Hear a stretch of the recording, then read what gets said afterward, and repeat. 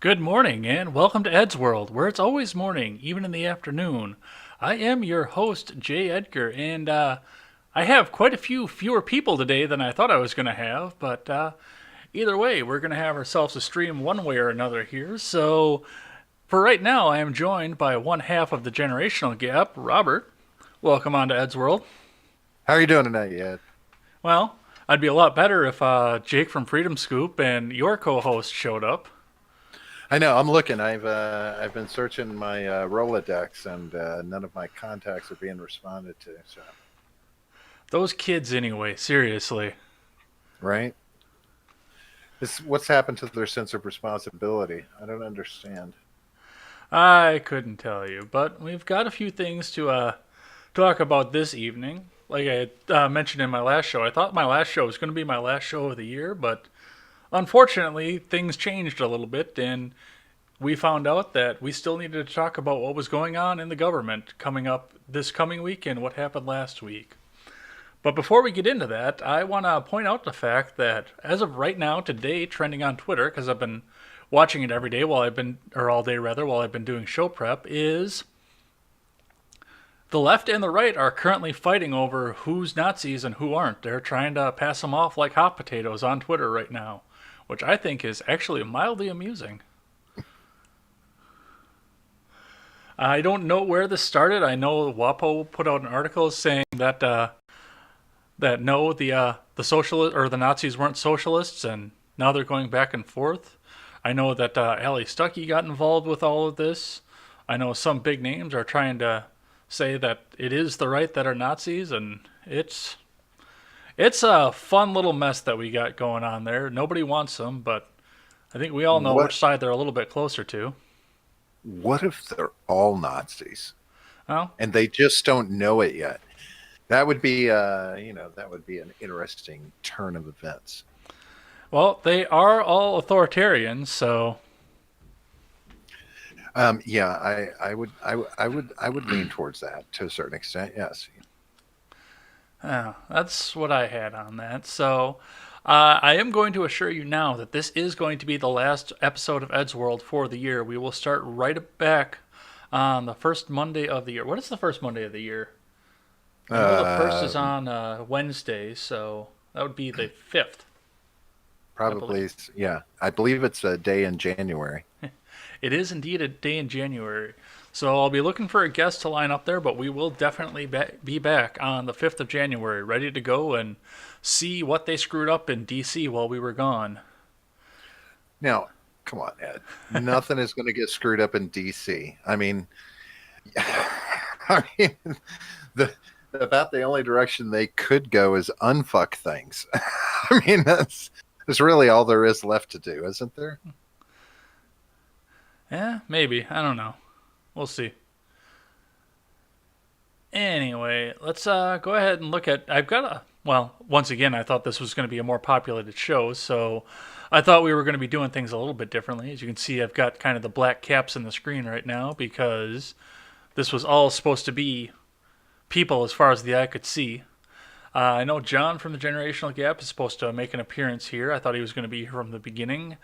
Jake from Freedom Scoop is supposed to be here, and we may even see a little bit of Stephen Ignoramus coming along and showing up. He said he could possibly swing by for a half an hour or so, but it's going to be, we'll learn on the fly whether or not he's going to come in here. But we do have some things to talk about. I got impeachment. That was the big thing. That was the big part of the reason I decided to have this show because that devolved into even more of a mess. 2020 is coming up here, and we had a debate to talk about, and I'm hoping we'll have some more people so we can get the three questions on a roundtable as far as we go. Nick Fuentes and Ben Shapiro went at it outside of a political event in Los Angeles.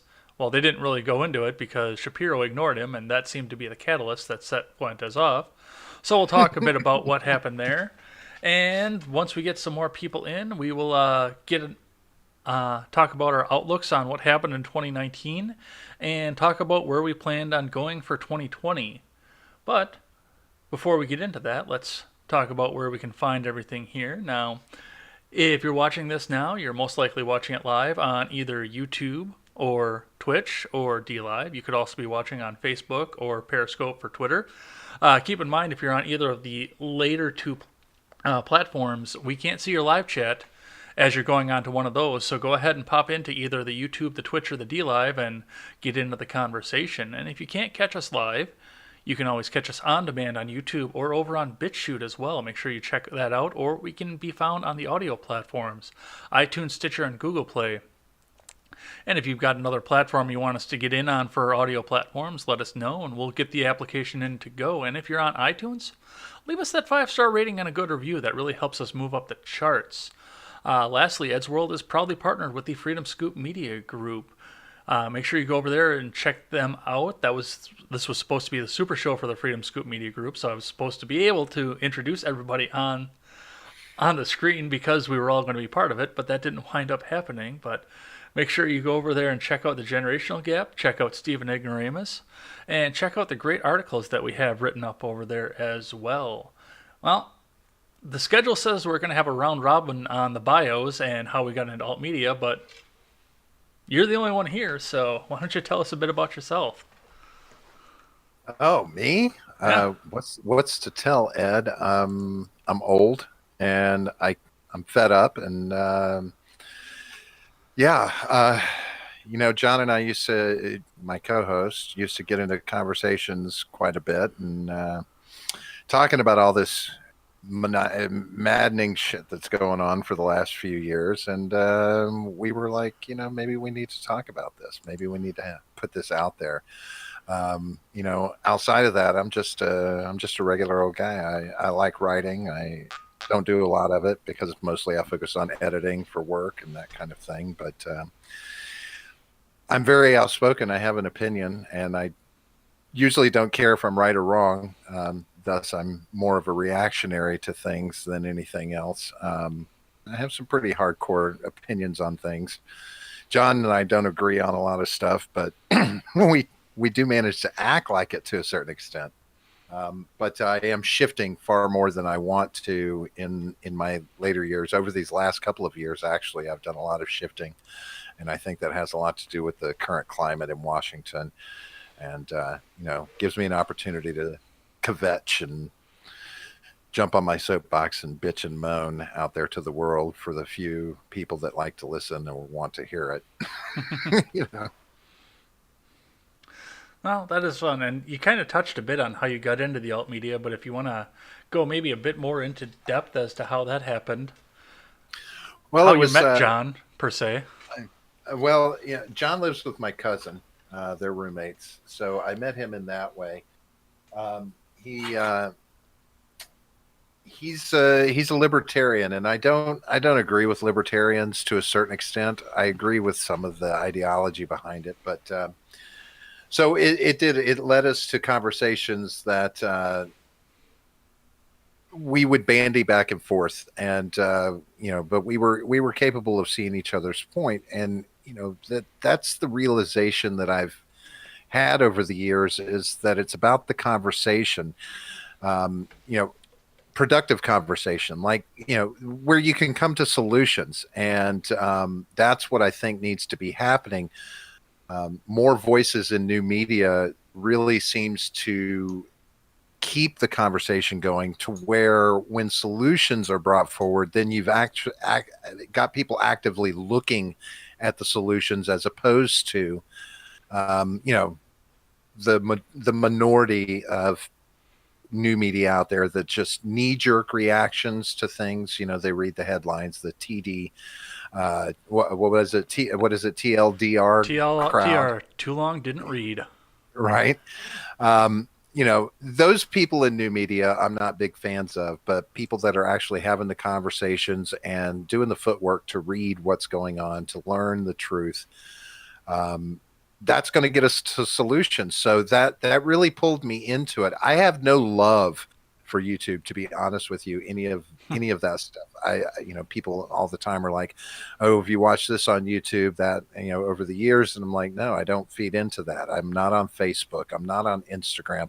I have accounts there, but they're really, I mean, it's mostly to interact with my wife, to look at stuff that she's posting from her flower gardens and stuff.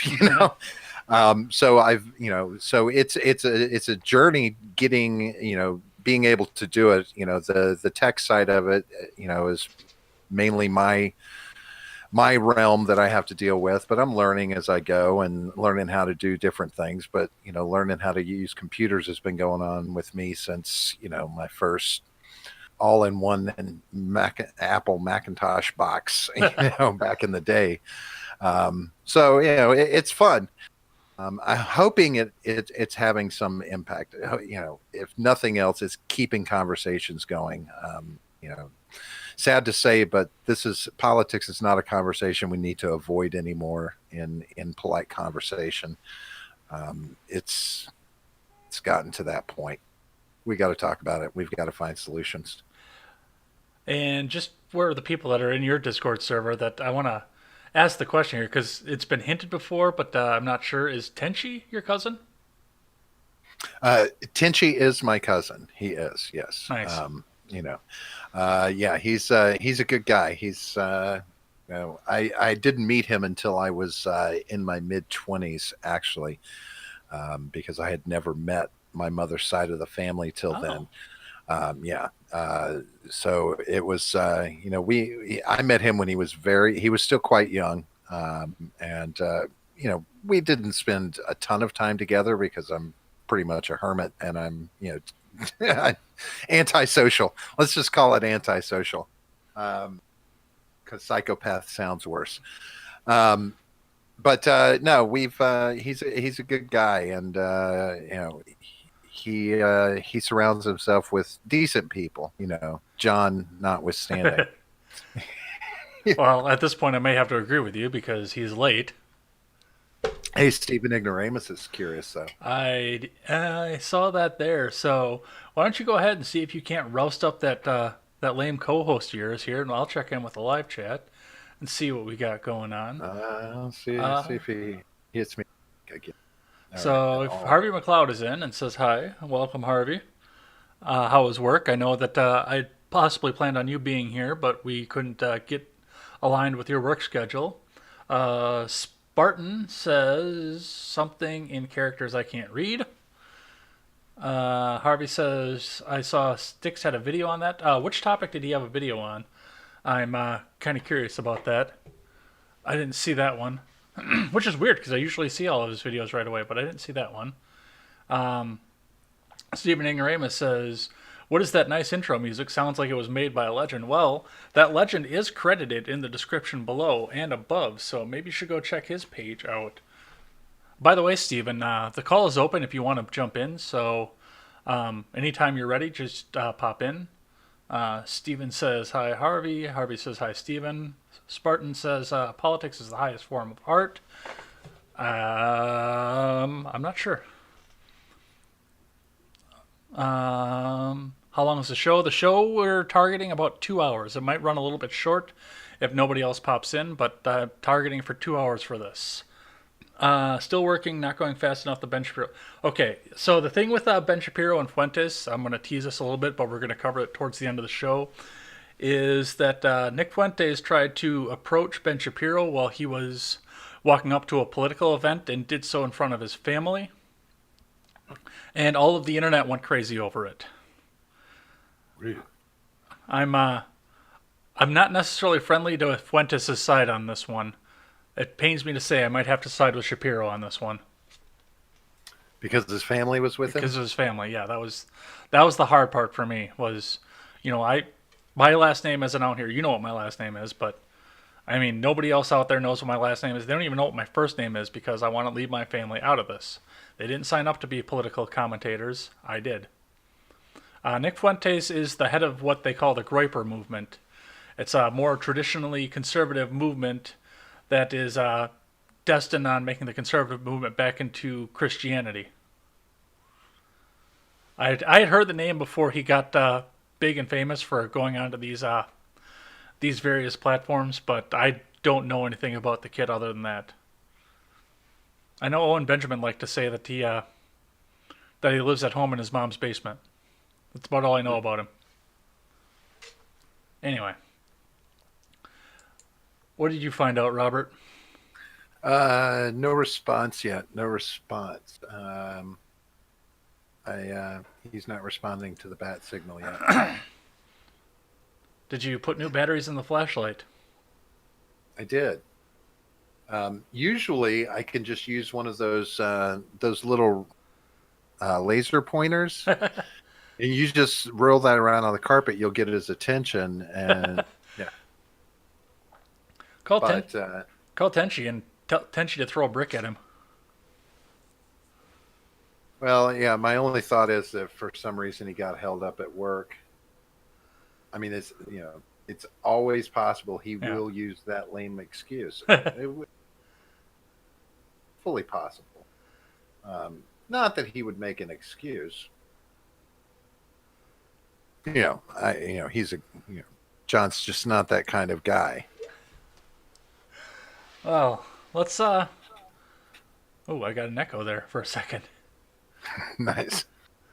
Let's go ahead and talk about the impeachment thing going on here right now. So the charges have officially been drawn up. Now, the charges that have been brought up have no criminal statutes behind them whatsoever. That is actually one Well, of the more interesting things I've thought about this. What do you have? I'm sorry. what about the but the obstruction of Congress is that? That has I no guess criminal that's not statute to it. obstruction because it's not obstruction of justice. That's correct. So, so does well. I guess that means we have to qualify, like clearly define what high crimes mean. Then, because if they don't have any criminal statute, then are they crimes?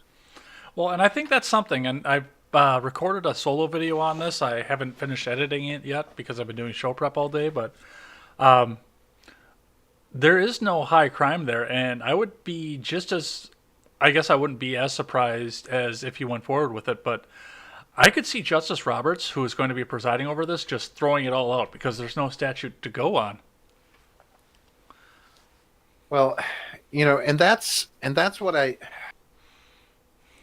because ultimately they didn't go the direction they should have gone, which is, if you really want to get Trump on an impeachment, you've got to go with not fit for office. You've got to basically impeach him on not being fit for office. What do you mean? Basically, actions in office that are not conducive to the office of president. Basically, not doing the job right. There's somewhere in there. There's got to be something impeachable about, what is it? No confidence in the commander in chief.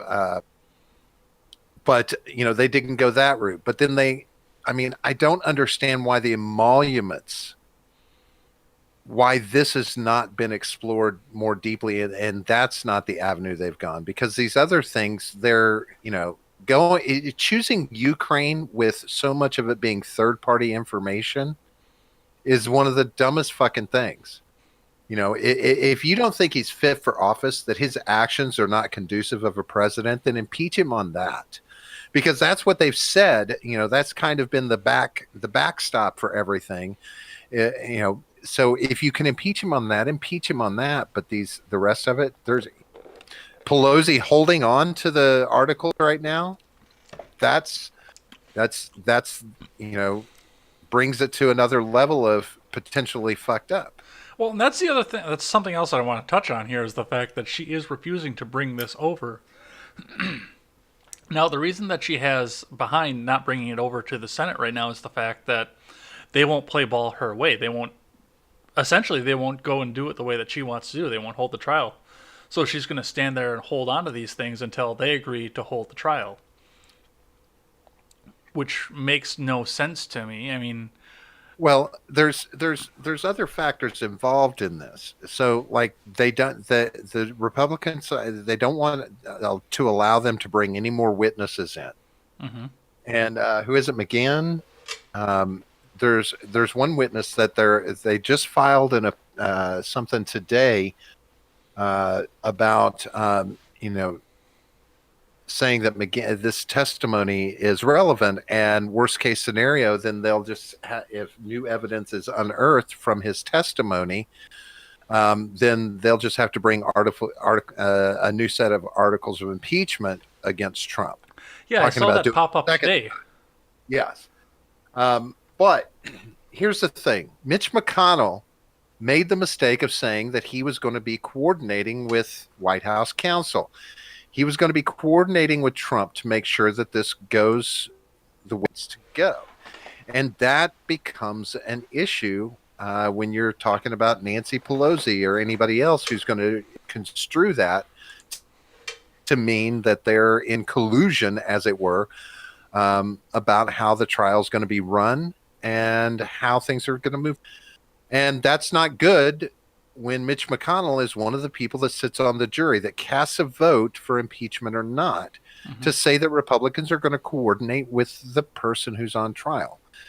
That's a problem too. So these contentious issues, while yes, people can see them as menial, they are points to be contentious about.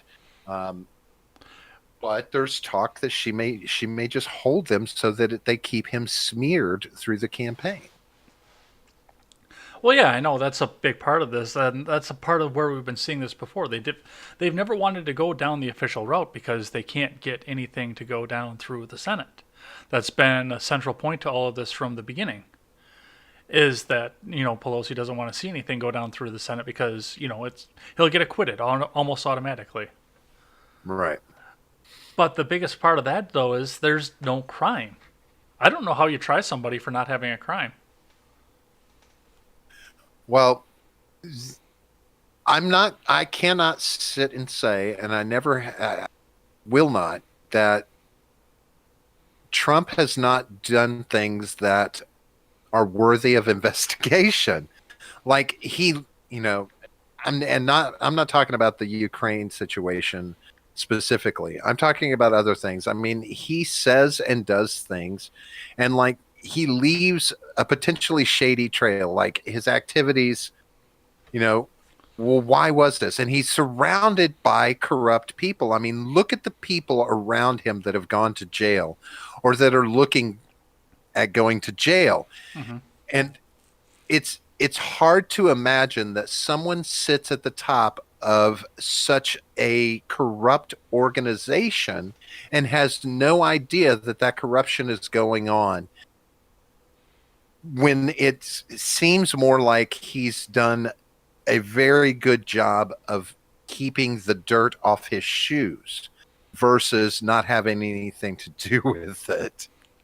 Well, and part of the problem I have with this too, it's not necessarily what he has going on, what he is and isn't doing, etc.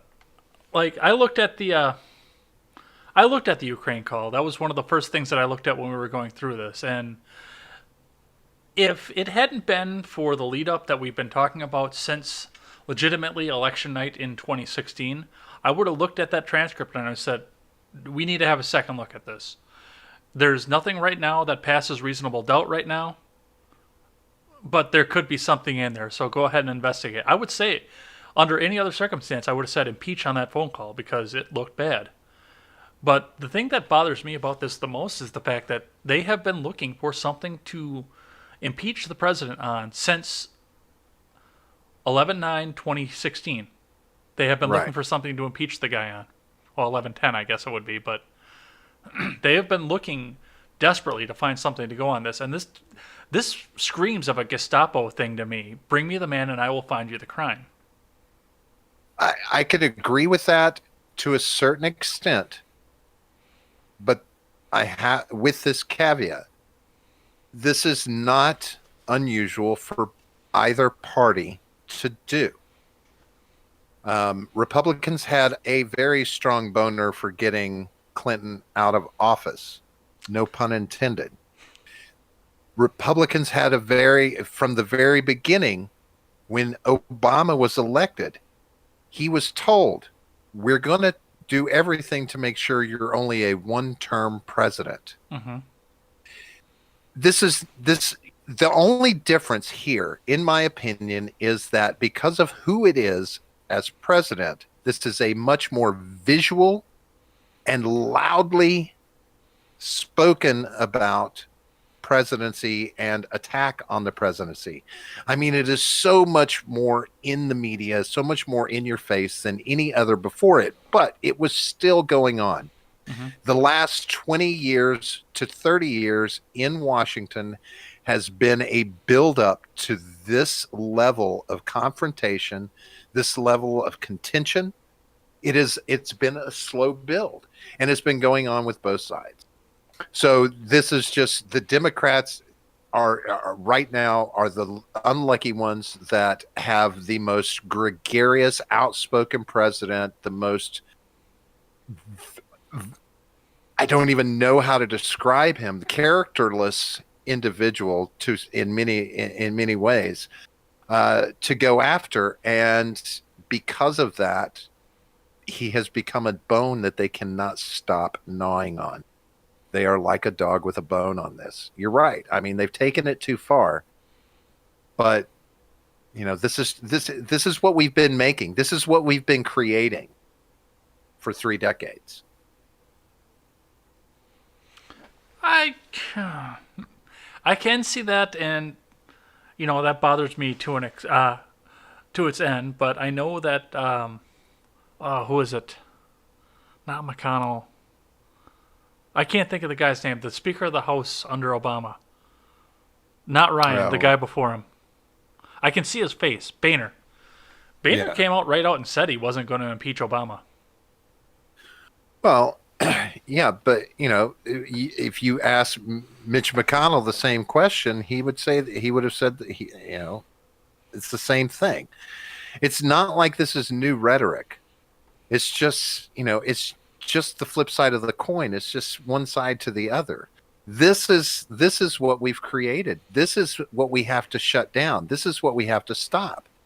This is why we have to institute term limits. Hmm. So these long-standing divisions don't get in our way. These are individuals fighting against each other now. They're not even fighting about the real politics. This has become about one-upsmanship. This has become about ridicule, mocking. When I look in these impeachment hearings that have gone on, and I see memes, the Republican Party putting memes up on easels at impeachment hearings. I'm like, are you fucking kidding me? This is what we've come to. These are the childish kind of things that are going on, where we're openly mocking the people that are taking part in something that's supposed to be a very serious, normal thing in this country. This is supposed to happen if the circumstances warrant it, right? But to mock it, to make it what it is at this point on both sides, it's just sad. It's sad. We've come to this. We did this to ourselves. Well, and that's one thing too. I've been looking at this, and I've been looking at this through the entire Trump presidency, and even to an extent towards the end of the Obama presidency. And one of the things that I've noticed even lately is the fact that there's not really anything getting done in the U.S. government. Which, okay, I'm kind of all for that. You can shut it all down for all I care. But the fact of the matter is they're spending all this taxpayer money not doing the things that they want to do with their little pet projects, their Medicare for all, if they think they can actually get that to be cost effective, or repeal the ACA or anything like that. They're not doing anything with that. They're spending tax money to perpetually, forever investigate each other. Sure. And but at the same time, it distracts us from other things. I mean, simple things, silly things, like for instance, in excess of 120 something $1 million has been spent on multiple trips to Mar-a-Lago by our president. Now, not to say that he's the only president going golf. I'm not saying that. But what I'm saying is, I don't like footing the bill for that. I still don't understand where those numbers come from. I'm not going to lie, because he owns Well, the property. Well, yeah, It's but the his food. properties, you still have to charge, you still have to show bills of that. They can't just comp every visit from the president with all of his administrators that come, all the aides, all the Secret Service that has to be put up. These are things, and this is one of the things about the emoluments clause that they question is like, so he goes in there and there's a few $1 million spent. Well, yes, Mar-a-Lago itself has to bill for all the food, all the rooms. They show bills so that their books and accounting. So guess what? Those are bills that have to be paid by the federal government because he's the president and he's staying there. And so this money is going into his pockets, as it were, inadvertently, large sums of money because he chooses his own personal properties. So then I would ask anybody, so does it really matter that he's giving up his $200,000 a year, whatever his salary is? Does it really matter that he's given up his presidential salary when he can just pad the books at one of his resorts throughout the entire presidency? And see that, I would actually want to see the books on that as to whether or not he's getting paid for that. I mean, I guess if it was me, I'm not going to lie, and if I had that much money and I was taking everybody to one of my resorts to do that, I'd be taking it out of either assets or savings account. But see, he can't. So think about it like this. You're talking about the president taking money from the man Donald Trump to pay for government assets. See, there's a whole that just opens up a whole bunch of can of worms as opposed to, they pick a place and they go to this place. Hmm. He just had, he's just like the first president, lucky enough, I guess, or whatever the word is, to own properties in all these places. So he has those options. He can drop money into his own pockets in lots of places he wants to go. That bugs the fuck out of me. And this is less distracting than this bogus impeachment that's going on, Hmm. which is really just a big game that's being played to manipulate the election. If anybody wants to bitch about the Russians manipulating our elections, that's great. But we need to talk about Americans manipulating our elections. You know what I'm saying? You mean like the Clintons? Ah, come on. They don't have anything to do with politics. They're just nice, retired folks doing their own thing. They don't visit prisons or anything. I did see. I was going to put a meme up while we were doing this here, while we were doing this segment, and I completely forgot to do that. Well, while we're finishing this up, I'm going to put the meme up though. Not a meme. Yep, that's going to be on the for the rest of this segment. I should have done that right from the beginning. I apologize. Oh, it happens to the best of us, Ed. I do I'm want to go lucky. back to like you had started to say that this is about election engineering and not necessarily about criminality. And that's first off. Can you try? Can you hold a trial for something that isn't criminal, that doesn't have a statute attached to it? Yes, because notice that what is it? Because it says there is an ambiguous final part of what can be impeached on. Hmm. Basically, and they said the framers put that in there because they couldn't ascertain what kind of crimes might be considered criminal later on. So they put in there or other blah blah blah. So they've left a gray area there where we have to determine, yes, was he, if he was attempting to manipulate the election, if he was doing, that's got to fall under campaign fraud. I mean, there's got to be some like actual charge that would go against it, unless, again, like I said, it's just falling into a category of actions not suitable, not acceptable from a president. I don't know. If they're not actionable from a justice standpoint, then yeah, I would be a little bit bothered by it. But because of the way the articles were framed, I think they Hey, went the wrong way. Can you check the Discord? I left my phone in the other room, and that's my tablet doesn't have Discord on that. Is there anything going on in the chat? Looks like I've got a notification in I there. have it pulled up, and I haven't gotten anything. So if you've gotten something, it's something personal. Nothing in the chat we're in. I haven't seen John come on, nor Jake. I'm gonna check on that quick. I'm kind of keeping an eye on that for, the hell.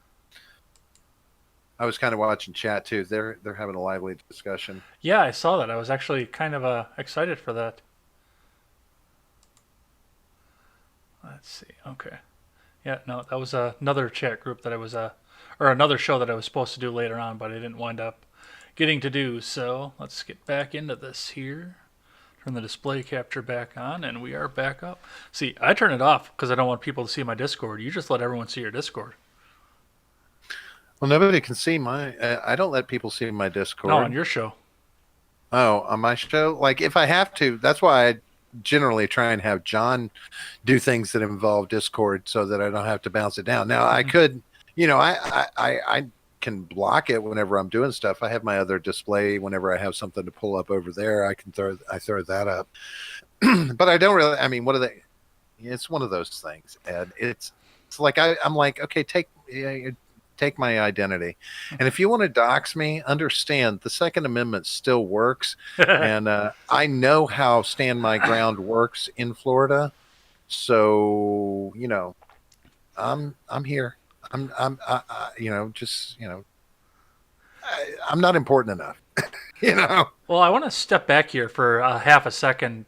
Usually I wouldn't check in with the live chat now until the end of the topic, but Spartan actually brings up a good point, and I want to take that a slightly different direction when we're talking about impeachment right now than where he's going with. I understand where he's going with that, but he says it does not matter who people vote for; it matters who counts the votes.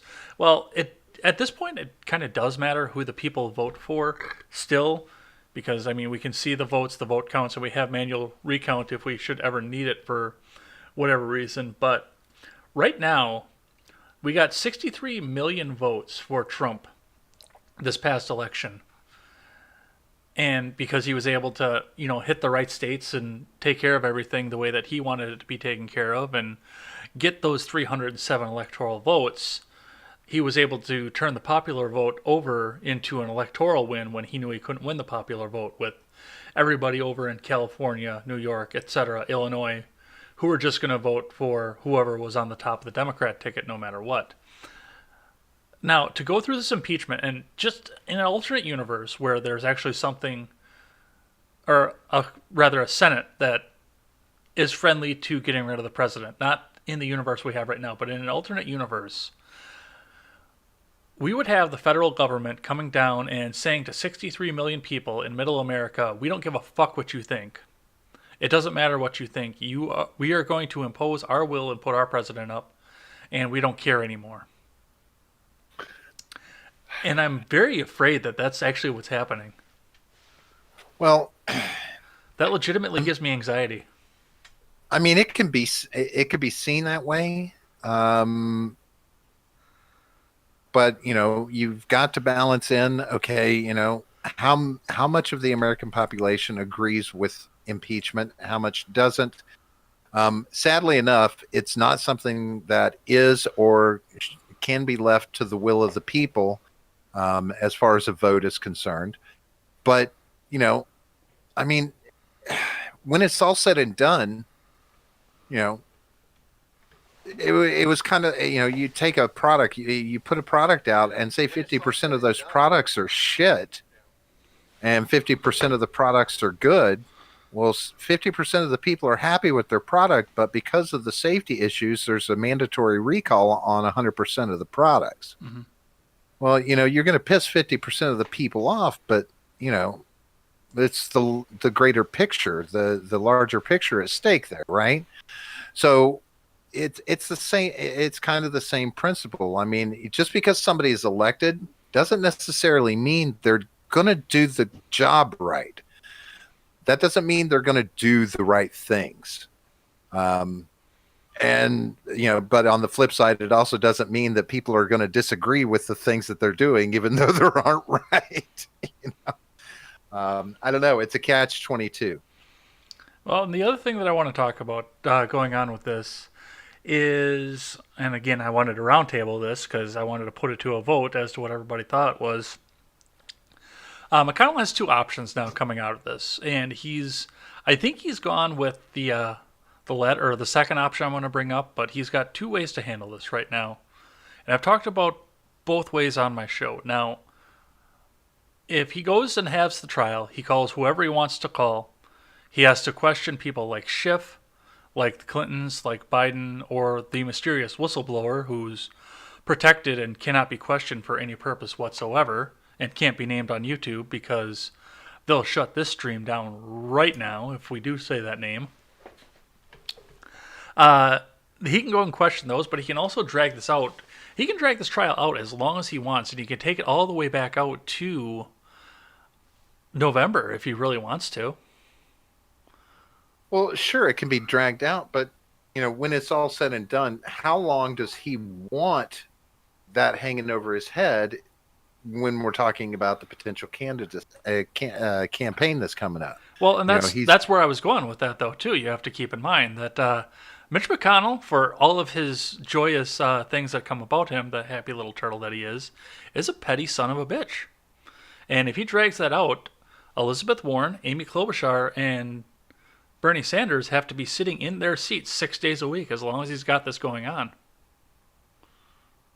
yeah, and and ultimately that may be part of the reason why Pelosi is not, you know, putting forward the articles of impeachment, Mm-hmm. because doing so ties the Democrats up. Um, you know, when it all comes down, it's like, You know he would do it. how much do you love the 4D chess moves? This 4D chess that seems to be going on. And again, here we are with politicians manipulating the American people in an election. Mm-hmm. It's scary. Eminem's voting ballots. I did But not see that. something I did want to mention, since you pointed out what Spartan said about who votes and who counts the votes, both sides matter. The votes that are cast are important, but just as much as who's counting them, because again, you leave yourself open to corruption when it's put into the hands of individuals, people, right? Especially when you can't guarantee that those people are completely objective, which they're not going to be. Most people aren't. We're too partisan right now. We're divided.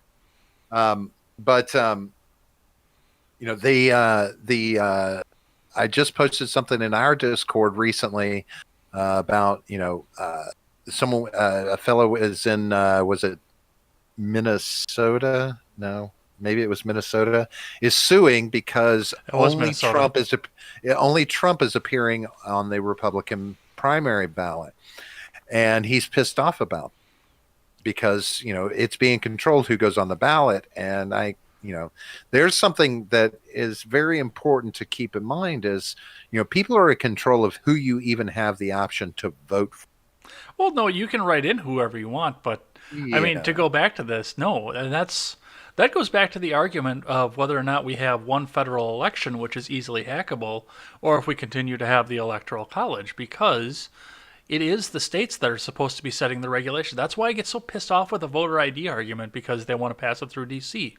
And it's unconstitutional to pass voter ID through Washington, D.C. Because per Article 2, states set the regulations for elections, not the other way around. But see, So they should have the elbow into their states. well, when it's all said and done, if there are presidential candidates that are actually running for president, and I don't think that just because he's the incumbent president, that is sole reason to exclude anybody else that might be running on the Republican ticket from the ballot.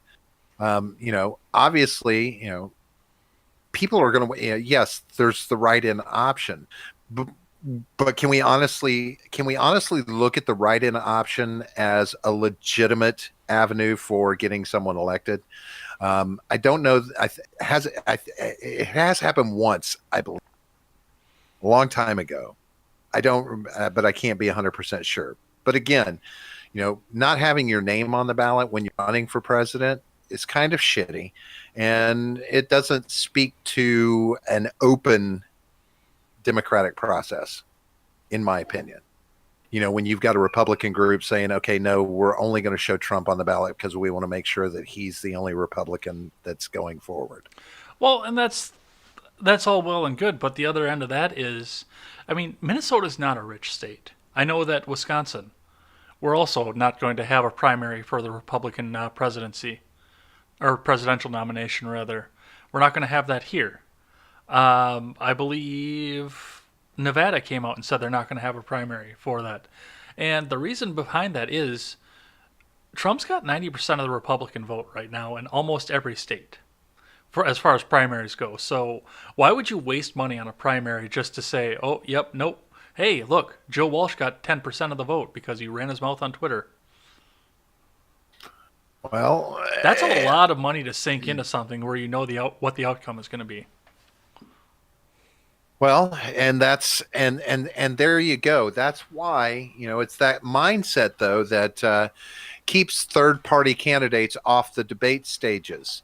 It's this kind of mindset that keeps potentially legitimate candidates off of the ballot. And then as the years progress, it continues to make them shy away from more legitimate pushes in a campaign effort. This is my thinking, because it's like I tell John all the time. It doesn't matter. Throw any libertarian you want up. They're not going to get the face time. They're not going to get the exposure that the main parties get. I mean, it's a weighted system. No, I And understand, and even with my hopeful run for Wisconsin one, I want to run as a federalist, states' rights, and repeal all the laws I can out of the federal government and just relegate them to the states. I sure as hell wouldn't run as a federalist. I mean, when you look at 2016, look at what the DNC did to Bernie Sanders with in regard to making sure Hillary Clinton was the candidate. You know, I'm of the opinion that that's an excellent example for people to understand that it is not the will of the people that makes these decisions. We're not electing the president anymore. The parties are getting the specific candidates they want elected. They figured it was, Obama was a smart move versus Hillary, so Obama should be the one that goes up for the Democratic Party, because the African American needs this push. And then they went with a woman. They're like, no, we're going to target Hillary because we need to get another diverse group in here, not another old white guy.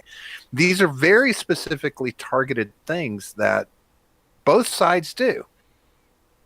We're not in control of it. I'm tired of us sitting around acting like we are electing our presidents, that we're electing the people that we want in office.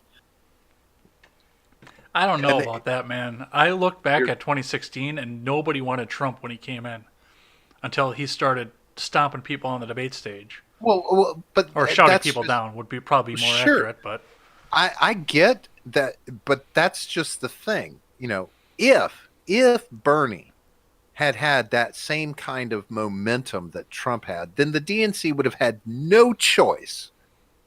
But they had options. Trump didn't leave a choice. Trump came out like a fucking hurricane in so many different ways that it shocked people into taking notice. And the more notice he got, that's where it went. And nobody on either side wanted him in there. But it shock and awe. We are a world of shock and awe, and he delivered that. And it was because of that shock and awe that Bernie's slight was able to be sidelined and overlooked. It got 5 minutes of media exposure, and then nobody's talked about it much since. your choice for candidates are not in your control. Who you're going to vote for ultimately is not in your control. We cast votes. I get it. We cast votes, but one way or the other, those votes are going to be manipulated if it's necessary, if it can be done. Go back to Al Gore, the hanging Chad conspiracy, the whole thing that went on with that. We can't count a vote if the Chad is not 100% gone out of the ballot, right? Oh, So you got to these see that votes don't firsthand count, too, didn't you? right? So Were these you in kind of Florida yet at that point, or? yes, I was. Oh yes, I was. I was absolutely in Florida. That was one of the first times I was like, why is it always fucking Florida? Um, but Florida man. these should be examples to you of how the parties will manipulate things. You know, because I can guarantee you somebody on the other side is going, no, you can't count those ballots because the Chads aren't gone. I'll hang your So Chad. right. So you've got to ask yourself, Ed, are we in control? Do we have any say?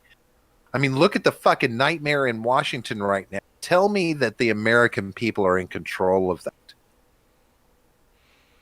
No, I'm pretty sure that. Well, I'm pretty sure that the founders would have encouraged everybody to come back and grab their guns and take it all back over if that was the case. We're fucking latchkey kids. We're on our own. I know. I mean, we really are. We don't have any reaction and support that we think we do in Washington. We don't, because everything that Washington they do in Washington is about, is about personal agendas. It's about political agendas. It's about their bullshit. It's about reelection. It's not about my constituents are talking to me and this is what they're saying. No, it's not that anymore. Fuck that. I mean, how many times do you see something this just got put what? This was a conversation in Washington. Now it's going to be a law. What the fuck? you know, why are we not hearing this? Well, I want to go back to the second option that McConnell has coming forward, and I know we completely sidelined off of that here, but Sorry. the other option he has after dragging everything out would be to, and a lot of people are saying that this is punishing the Democrats for doing this without any sort of backing evidence, but would just be to hold as little bit of a trial as he can, or as he's capable of, which he's pledged that's what he's going to do, and just go straight to the vote. Well, right, and that's one of the reasons for suppressing any witnesses. Now, he could make it fast. He may want to get it over with. I think the American people want him to but get it over with. I think they're sick of this shit. but it doesn't. It doesn't play into their wheelhouse to get it over with quick, like you said earlier. I mean, the other option is much more appealing. I mean, who does Mitch McConnell have to answer to anymore? What's he got to worry about? Getting reelected? I mean, he's going to get a shoe in for reelection just for the simple fact that he's been a staunch Republican in all of this and standing by Trump's side. A You know, Republican in Kentucky, yeah, that's not gonna be a challenge for him. yeah. So I mean, what has he got to lose? He's not worried about anything. I think he is. So yeah, if he can sit on it, he will. Which is, it's going to be it's coming to a Mexican standoff between him and Pelosi is what it's going to come down to. I love You it know, too.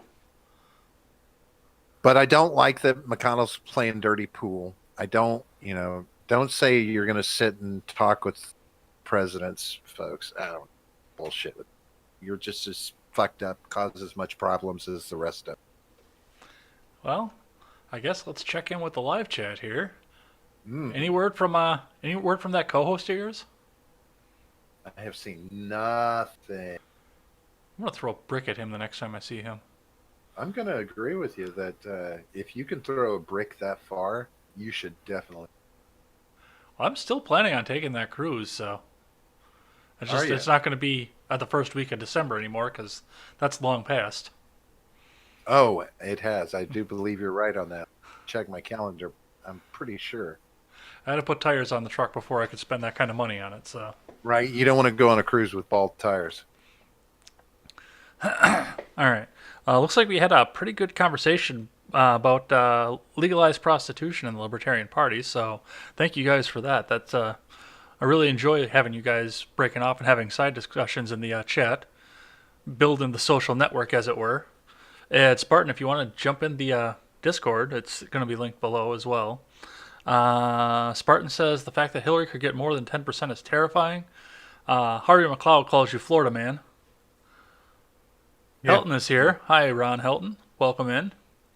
Ron Helton. Harvey, did you all see the video of a guy use Eminem's voting ballot in Detroit? He just said, "Yeah, I'm Marshall Mathers, and this is my birthday," and gave him the ballot. Just to show how easy it is to just Oh, with the voting. I mean, yeah. well, there's no voter ID in Michigan either, so we have it here. Spartan says, well, Harvey says you can write in a person and you can also just vote on policies, which is a good way to go, I think. Spartan says, I think a cheeseburger could beat Hillary and Trump in an election if you marketed it correctly. Yeah, but it wouldn't stand up in the debates because Trump would eat it. Yeah. Well, especially if it was a McDonald's cheeseburger. Big Mac. Right? Ron says, I welcome all the current Discord. Most of America is now opening their eyes to the corruption. We've had quite a bit of transparency in our system with having Trump in the White House. I will give it that. I can't stand his Twitter. I can't stand the way he insults people, but man, we have had some real transparency out of this time through. Yeah, the only problem with the Discord is that we're currently at a point where everybody is trying to find ways for the government or for authority to shut the other people up. It's like, oh yeah, we're mad at each other, but you need to step on them, bring the boot down on them because we don't like what they're saying. you know? And then Harvey McLeod actually has a question in here, and I might sideline this down towards the end because I know we're running up on time here and we've got some other topics to go through, and hopefully the people Watch it. who said they were going to be here at 5 o'clock my time remember what 5 o'clock my time is. But how is voter ID racist? Can anybody give me a legitimate reason? Because you can't exactly say it's racist without implicating that minorities are too stupid to get an ID, which is also racist.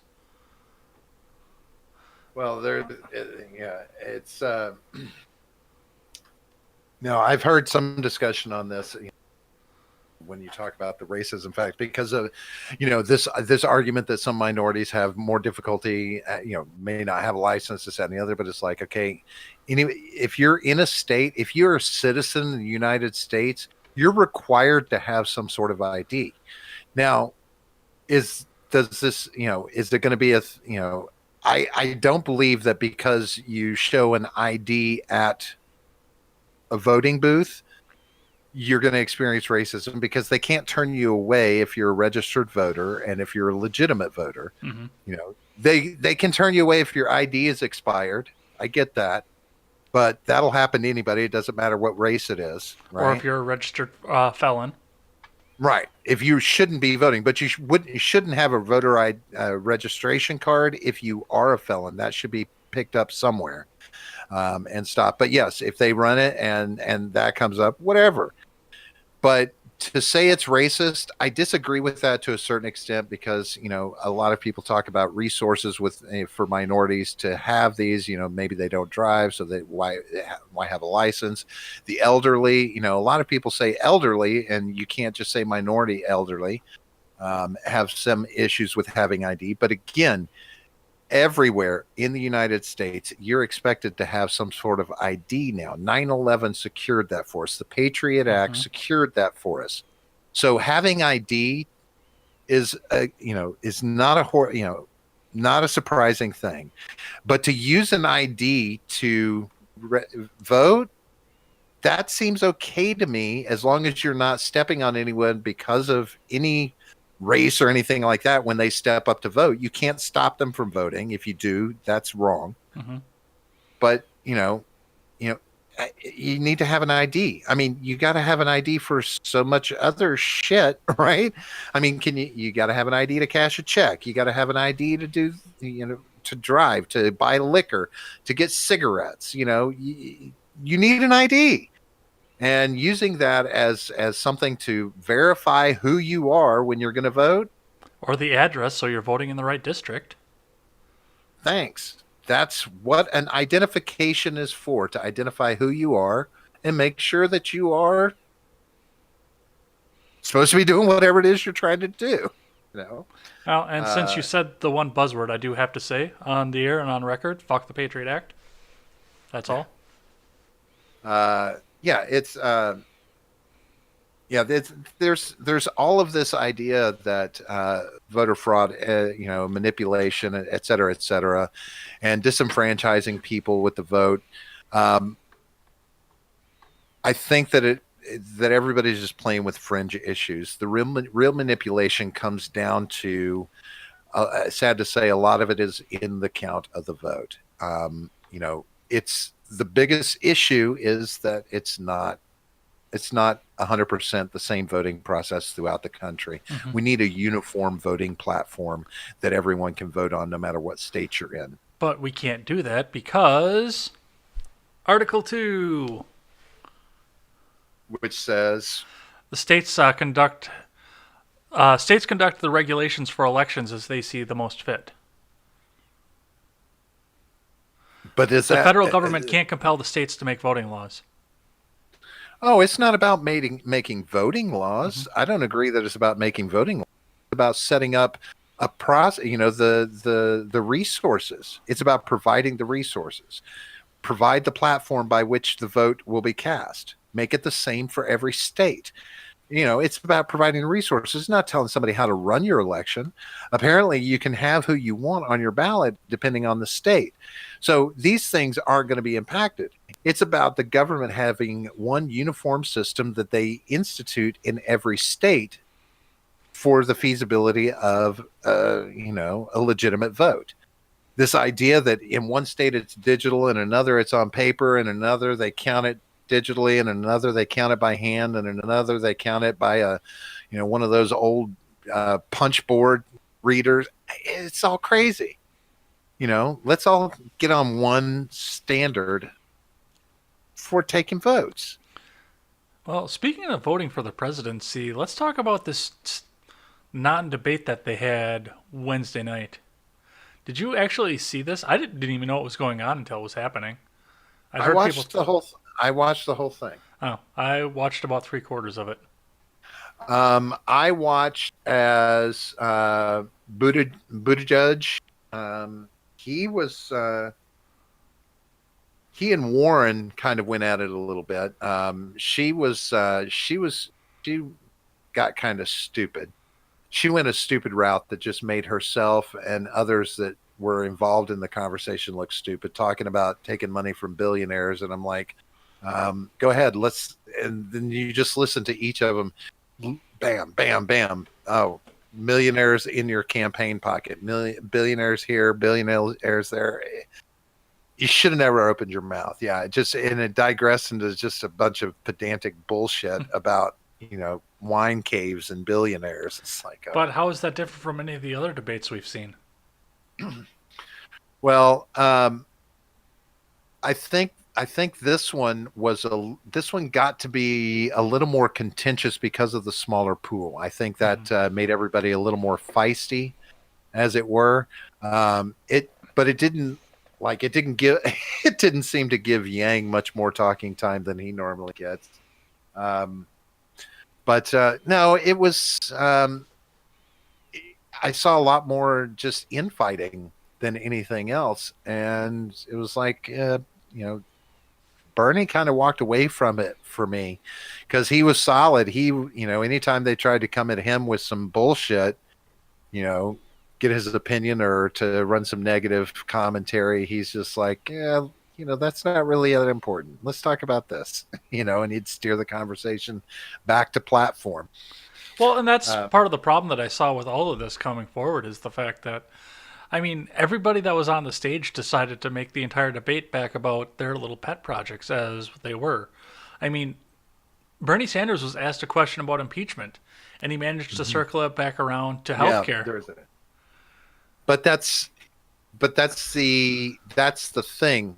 Um, what you don't want to do if you're a Democratic candidate is field questions too much that are dealing with the current tension in Washington. Mainly from the standpoint that A, it's going to draw the tweet monster out and he's going to say things. That's going to impact your campaign one way or the other.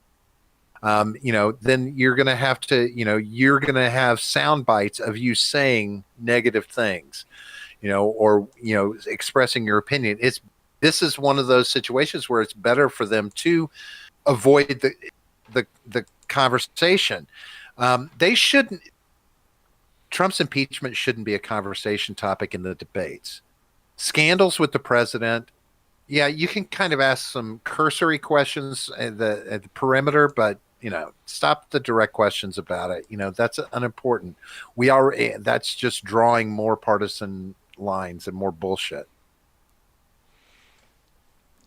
Well, and there's something too that I noticed when we were going through this when they were talking on the stage and while Twitter was having its war while we were going on with all this, and that is the fact that the the the same concept kept coming up, even though the fact that the articles of impeachment were drawn up, and this is the beginning of the end for the presidency, and we're going to see Pence at the end of this, and that's what Twitter has been from the point that they drew the articles of impeachment up and voted on them. But we have to keep in mind the fact that everybody was debating on the debate night. That wasn't Wednesday night, that was Thursday night, because it was Wednesday night that they voted on everything.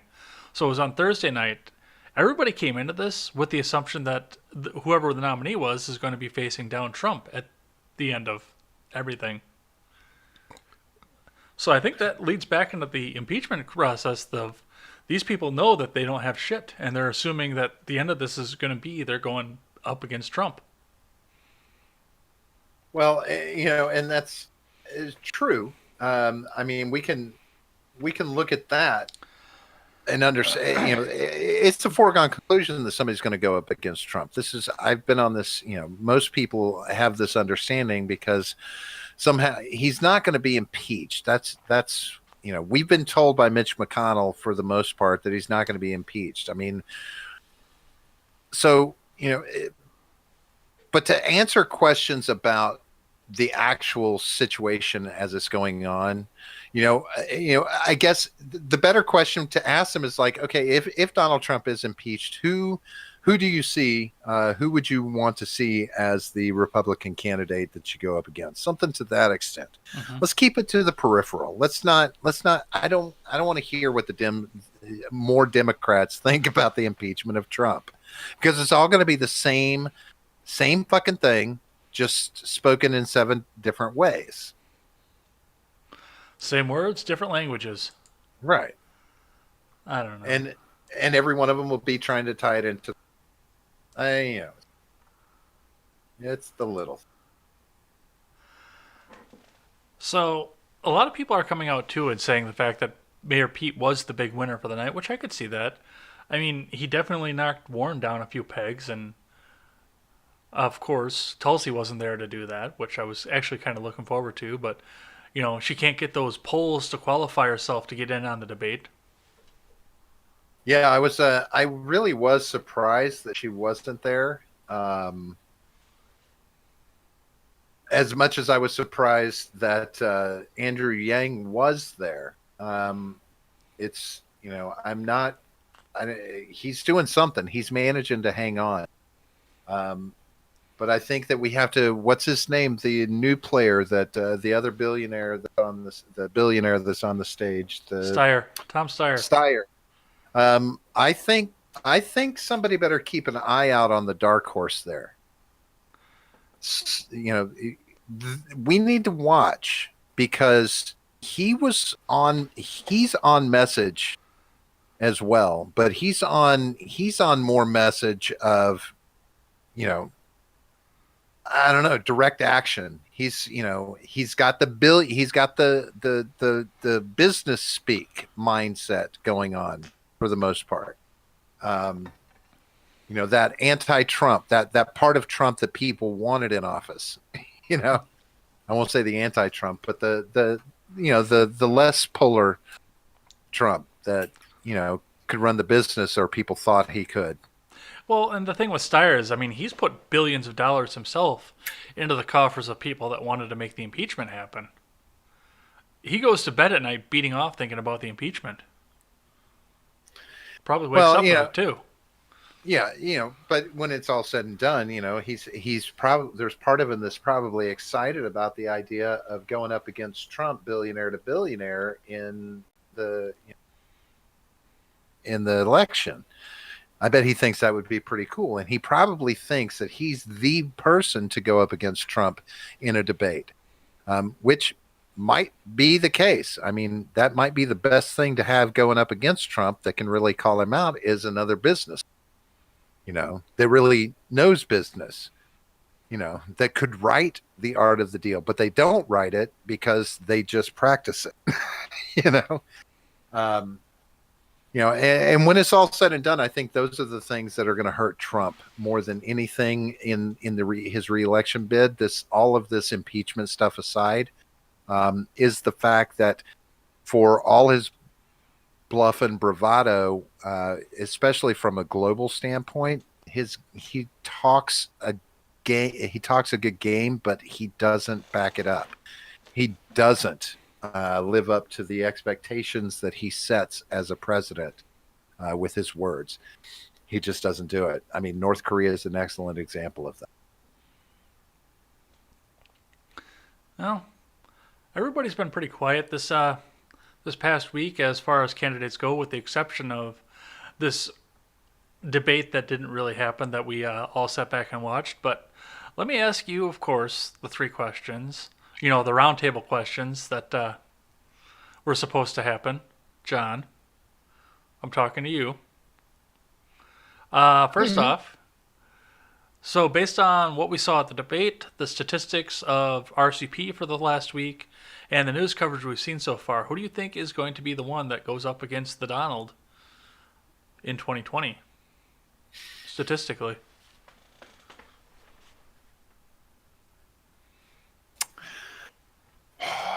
Wow. I don't know. It's really got me. It's really got me tossed as to whether or not Sanders, Buttigieg, or and as a third potential is Steyer. Those three are showing the most consistent in the debates.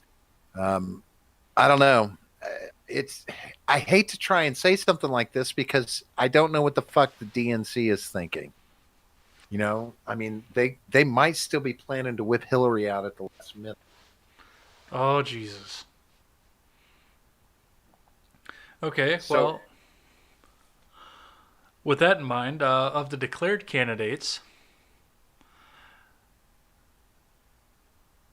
if you had to have one of these declared candidates jump, and you just answered this a couple weeks ago, I know, because you were my actual guest a couple weeks ago, but of the declared candidates, who would you rather see as the president if you had to have one of these 15 people that is still running for president right now? I'll be honest with you. I'll try and not, keep this short, but I originally started off in Andrew Yang's court Mm-hmm. because I wanted to see what he could do. I wanted to see if his ideas, his platforms really had the kind of steam, and they've done all right. But I think his weakness is in other areas, in global policy, this kind of thing, foreign policy, I should say.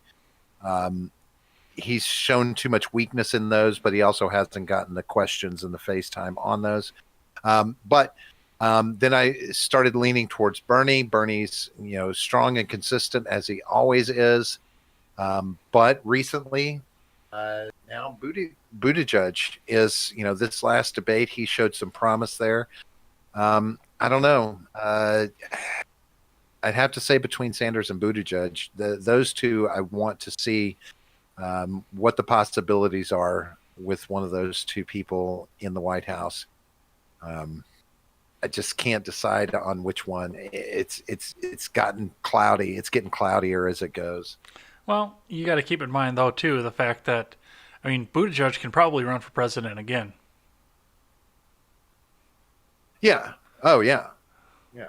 I mean, and again, Bernie's old, but he's hanging in there. So, as long as he's got any presidents, shouldn't expect to live out his first term. If you don't expect an assassin's bullet, you're just fooling yourself. So you go into it with that knowledge. So, as long as he does the right things, as he tries to do some of the right things. I don't know. It doesn't matter which side the president comes from, as long as they do that. I don't know. I don't know that there's any good fucking candidates. I don't know that there's anybody that's not just going to toe party lines. I don't know that there's anybody worth a shit in Washington at this point. All right, well, that kind of leads into the last question of purely for entertainment value, no policy prescriptions and no statistics. Who do you want to see on the debate stage running against the Donald of the declared candidates? Of the declared candidates, Yeah. who do I want to see? Who do you want to get the laughs from? I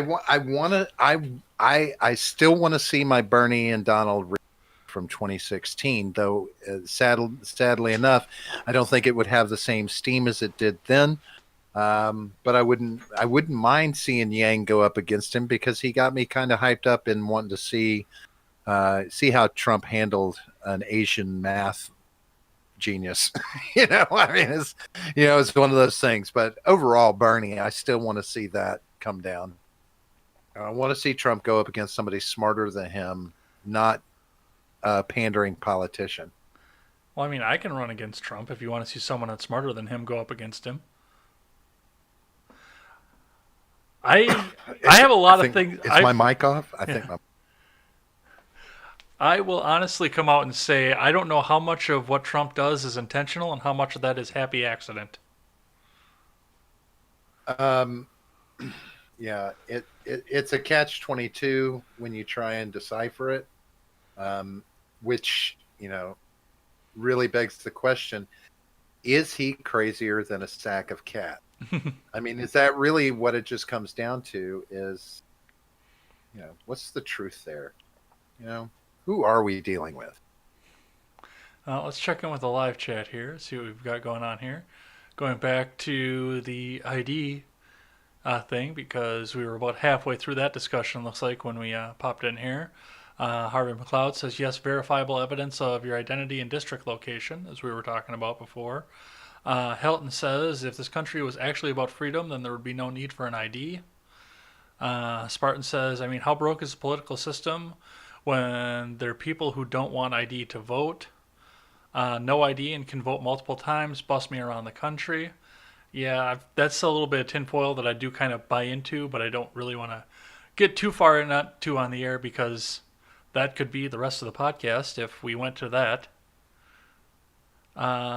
Take a page from Afghanistan and put ink on people's fingers. It's one way to do it. The Daily Wire had an article mentioning that California had 101% registered voters vote in 2016 from Harvey McLeod. Then she asked if there was a debate. Yeah, this debate was the lowest viewed debate in, well, not in history, but out of this cycle for sure. Only coming in just behind the MSNBC debate that was just previously. This particular debate only had 6 million total viewers. The MSNBC one that we just had was 6.5 million. And that's part of the thing. I mean, I don't think people give a fuck anymore. Well, that's the other thing. That's the funny thing is when it's all said and done, it's possible that we're going to reach November next year, and Trump's just going to be elected out of pure apathy. Oh fuck! I'm so tired about it. Just vote for Trump. Just vote for. Fuck it. Vote for Trump. He's already in there. Just or nobody shows up. That's the other thing. Right. Go ahead. Spartan says the most important issue of our time is the coming possibility of self-aware machines. All the people running are clueless about it, including Yang. He is not a genius, Yang that is. Well, I guess I shouldn't have said genius. I should have said math wizard. He claims to be pretty good with math. But he uses stereotypes to do it. Now, I wouldn't say that Yang is completely clueless about it. I mean, it is kind of a cornerstone. He speaks more to automation of jobs, which runs into this conversation about self-aware machines. And yes, people, this is something that we do need to take very seriously because, I mean, one of the things that's going to happen with self-aware machines is, this idea of automation is going to explode because you give the idea to machines that find the proper a way for humans to be taken out of an equation, and it'll be super easy for them to do. They'll have engineering minds that are capable of doing things we couldn't imagine, to where like jobs you wouldn't even imagine could be automated. You know, um, I mean, are we necessary? What are we necessary for? Right? I mean, when it's all said and done, once we have self-aware machines, there would be no need for humans anymore. I mean, there's really not, because machines can figure out how to do everything on their own and how to build it properly. They'll solve issues for us. Sure, they'll probably solve issues for us like cancer and other things that would normally kill us. But then they'll get to a point where they're like, what is the greatest threat to mankind? And they'll realize that mankind is its own greatest threat, and they'll address that. All right. Well, I think it's time for us to go and talk about this Fuentes thing. Mm. So, approaching a political event in California, Ben Shapiro was walking across a crosswalk with his family, his two small children, his pregnant wife, and I believe it was his wife's sister was with him. The other woman that was in it, I don't know if was identified or not. But Groyper legend Nick Fuentes decided to approach Ben Shapiro, accosting him about something that Shapiro had said during a political event about him and demanding an interview. Now, Shapiro just kind of ignored him and walked away, wouldn't address him, wouldn't take the time, and just that was that. But it kind of sparked, I don't know, an outrage to both sides on Twitter about this. And as Harvey McLeod said earlier on in the stream, Styx also decided that he needed to weigh in on this and make a video about it. And Styx was predictably anti Shapiro on this, but I think I've got to be in the pro Shapiro camp on this, which, God help me, I've been in the pro Shapiro camp before. But I think this one time, I've got to be in the pro Shapiro camp when we talk about this. So, did you get to see any of this video at all? No, no, but I can, you know, from from your layout of it, I can completely picture it happening. And I have to say that while I can, I have to come at this from both sides. While I can see the issue with, hey, don't come at me when I'm with my family, with my work bullshit. Mm-hmm. We'll call it that. Um, but on the flip side, your work bullshit puts you in the public eye, Mm-hmm. and you can't walk around out in public and not address your celebrity status, as it were. Whether it's being famous or infamous, you have reached a level of status, noticeability, notoriety, whatever you want. You've got to expect this. You can't expect that people, this trollish society that we have that's so divided is going to take into account that you're with your family and not approach you about divisiveness that you in promoting your population. I mean, it's a catch 22, you know. Yeah, I know. The big thing for me when I looked into this was the fact that, yeah, families do need to be left out of this. And once again, I stated this at the beginning. I mean, I don't put my last name out there. It's pretty common. Like, I guess a lot of people would not be able to find me by my last name just because my last name is so common. But still, I mean, my mom and dad did not sign up to be political analysts. My sister didn't sign up to be political analyst. All my cousins, none of them signed up for this either. I was the one that signed up for this, so Sure. I want my family to stay as far out of it as they can.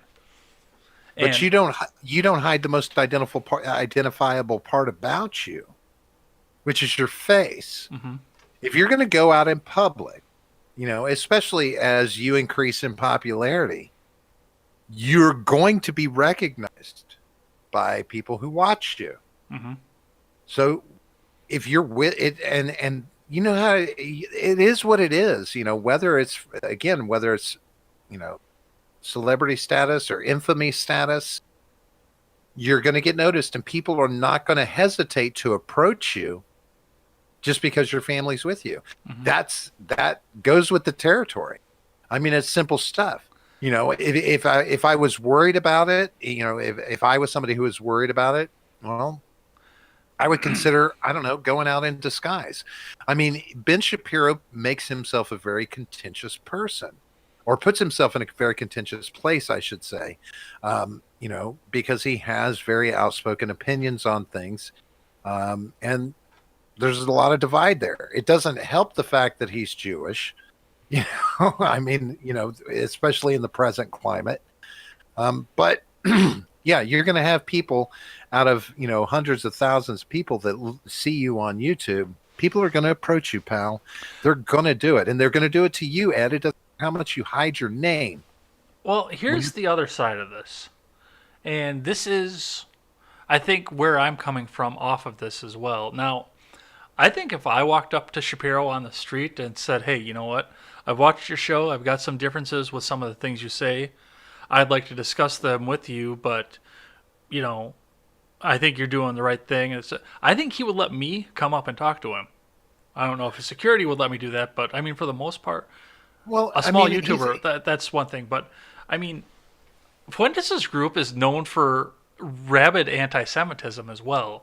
And now you've got two Jewish children and a woman that's carrying a third Jewish child walking around all but defenseless with these people trying to, pull a guy out like this. I think that played a factor into it. when it's all said and done, we live in a troll society. Hmm. That is what we've become. The divide and the contention in this country has created this. Look at it. Look at how cool it is to be a troll. I mean, meme culture is an excellent example of that. 4chan, Reddit, all of these places where just havens for trolls. The internet is polluted with people trolling in one way or another. And we have a president who is not afraid to sit on his toilet at 3 o'clock in the morning and troll vehemently. This is our society. So yes, guess what? If you're a public figure, if you're putting your face out there and you're saying things that piss people off, guess what? You're going to get trolled in public just as well as you do online. Now, if they had done something physical, aggressive, violent, by all means, this is reprehensible. Do I think it's bad character, that it's bad mojo to approach somebody that's with their family for your petty bullshit? Yes, I absolutely do. But if you don't expect it, you're a fool, Ben Shapiro. So hire a bodyguard, somebody to walk with you, somebody, an assistant that runs block on these things. Hmm. Because, buddy, you're gonna get that. Which, from what Don't I get understand, he's got security. I don't know why they didn't pop up for any of this. Because he always well, brags about it on his show. Well, I've got all this private security because I'm a public figure, and there are a lot of people who want me dead. yeah, but he I was doesn't. I was the number He one brings target that of the to alt right. events. He brings that to events. Yeah. There's a good chance that his wife is none too happy about the thought of having security guards walking around with the family when they're going to just have some family time together. It could be one of those things that really sucks for her, as it were, to where he attempts to not do that. But again, you're a fool if you go out there in your area and you think that at some point somebody's not going to notice you. You know, that's your whole point, right? It's to get popular so that people know you, Hmm. know who you are, recognize you. Well, there it is, and you're going to be recognized by people who don't like you. I understood this concept. It's funny. There's an old movie called Talk Radio with Eric Bedrosian. Uh, he was a late night talk show host. He did talk radio, and he was very like Rush Limbaugh times 10, just visceral and mean and nasty to people, all for persona. It was his persona, right? Hmm. But spoiler alert, it wound up costing him his life because of a fan. Well, we'll call it a fan, but someone who didn't agree with the way he was. I learned that lesson at a young, very much younger age, that if you put yourself out there, you're asking for whatever might happen. I don't know. Once again, I mean, It's on the individual. This yeah, is the callous move on the individual on Fuentes. Is Fuentes? yeah. Yeah, it's a callous, bogus move on his part. I get it, but you can't really call anything into question but his character. I mean, it's not like he broke a law. He just did something that we wouldn't consider socially acceptable. Hmm. But okay, I mean, farting at the dinner table in a restaurant is not socially acceptable either. You know, it's just, it's bad choice, but, you know, to the only person that shouldn't be pissed off about it is Ben Shapiro. Other than he should be pissed off about the fact that somebody approached his family. Yeah, he could be pissed off about the character, but to be pissed off that the event happened, you can't stop. Surprise you. You know, this is what I always love about people in the public eye when they're all surprised that some shit happened. And, why? Why are you surprised? You're putting yourself out there.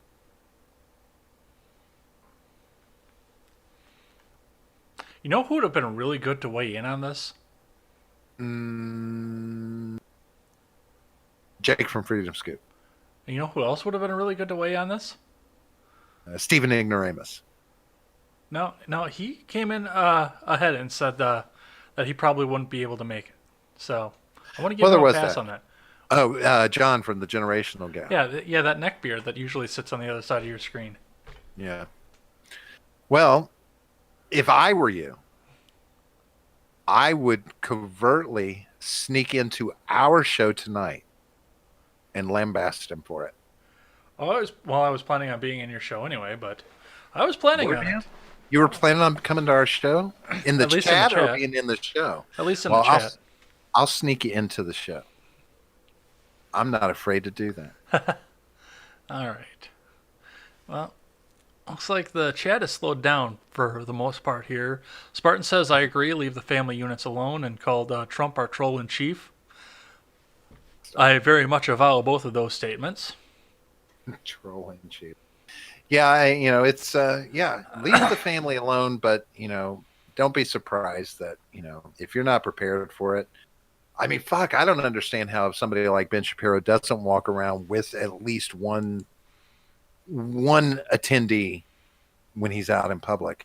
One would think that you would, because if you're going to cry about having to have all the security at events that you do, Hmm. you should have that in your personal life too, pal. Just smarten up.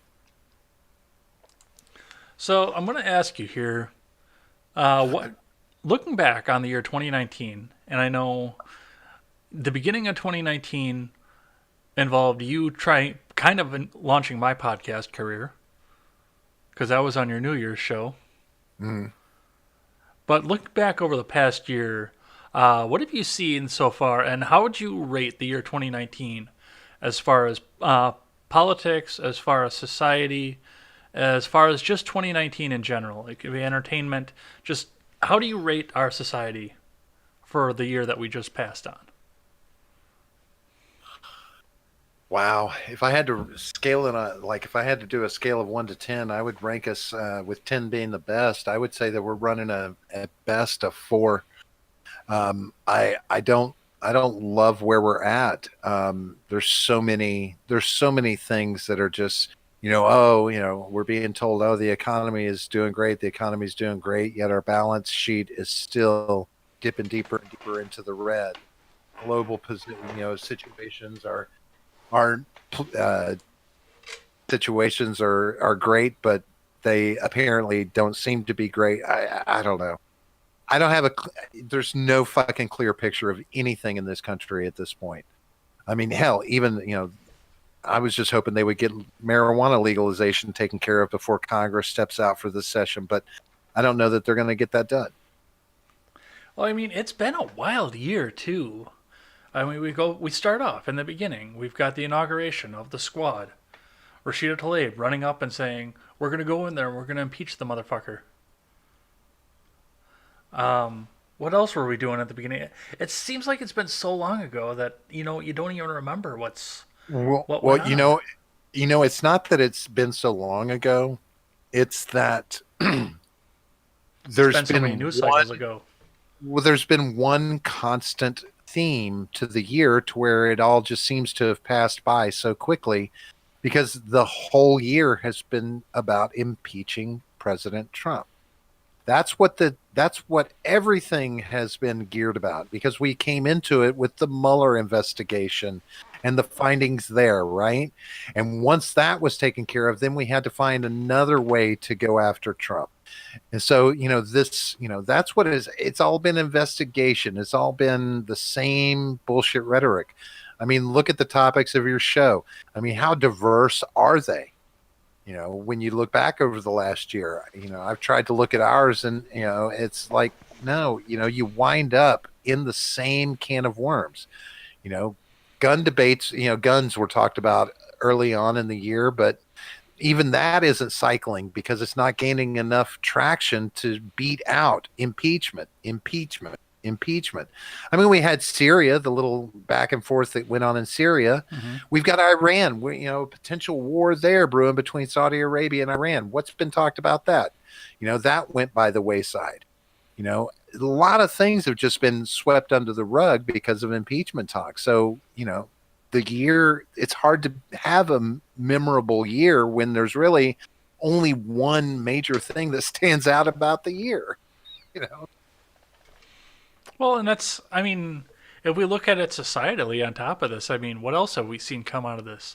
I mean, we've got that crazy thing in Canada that keeps trying to have female procedures done on his male parts. Who? What are you talking about? Jessica Yaniv, No. the wax my See, balls that's something. crazy tranny. Yeah, see, I don't even follow that shit. I don't even keep up with all that. The culture war stuff is kind of I think like the culture war and all of that stuff, has kind of reached this point where it's like it's going to snowball. It's kind of spinning its wheels right now, but I think it's building up traction to run downhill and have some really disastrous effects over the next couple of years. But I don't know. Yeah, even that is just nauseating to think about because, like, this whole trans, just the trans issue alone is just like, oh my God, you people. And I don't mean those people. I just mean everybody who's talking about it and going on about it. It's like, you know what? We need to define again. We really need to define what the fuck transgender is. I mean, because I'm sorry, a a person who wants to have look like a female but maintain their penis, that's not trans anything. We used to call that drag queens or transvestites. You're not anything if you're not planning on finishing the job. I mean, what are you being?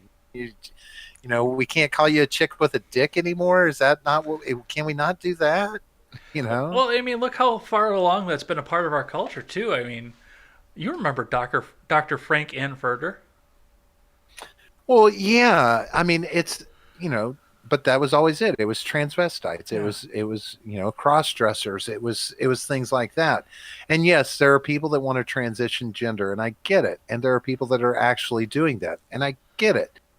But this entire subset of people that want to be halfway through the transition and call it a day and say, "Oh, you still need to," no, no, you don't. We don't need. You don't need us to recognize you. I mean, come on. You're just doing this for effect. You're not doing this for. This is not a. This is not who you are on the inside, unless you really want us to see that you're just a fucking idiot. Well, and I mean, you look back at all of it too, and look back at years past when Dave Chappelle's comedy special came out, which I think that was a step in One the of the right most direction. brilliant. Yeah. When I think that was a step in the right direction as far as society went. But when that all came out, I looked at that, and my girlfriend and I sat down and watched the Comedy Central roast of Dennis Leary from 2004. And one of the first things I saw when they were doing the opening credits for that, announcing who was all going to be in there, what the band was going to be, which they had Big Bad Voodoo Daddy, which I love that band.